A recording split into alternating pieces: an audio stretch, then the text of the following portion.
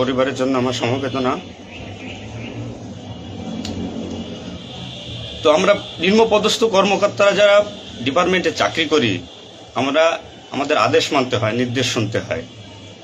আজ দেখেন যে সাধারণ শিক্ষার্থীরা মারা গেছে, পুলিশ যারা মারা গেছে তারা সব নিম্নপদস্থ কর্মকর্তারা, যারা আদেশ দিচ্ছেন, নির্দেশ দিচ্ছেন, তারা কিন্তু কেউ মারা যায় নাই, বা অন্য কোনো বাহিনীর কোনো সদস্য মারা যায় নাই।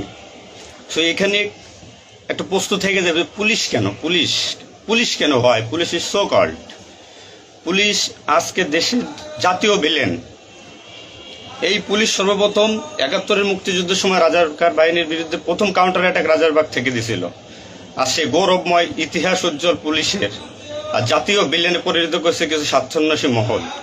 আমাদের পুলিশের কিছু স্বার্থবাদী পুলিশ কর্মকর্তারা যারা বড় বড় চেয়ারে বসে, বড় বড় জায়গায় বসে আমাদেরকে ব্যবহার করে তাদের স্বার্থ উদ্ধার করছে।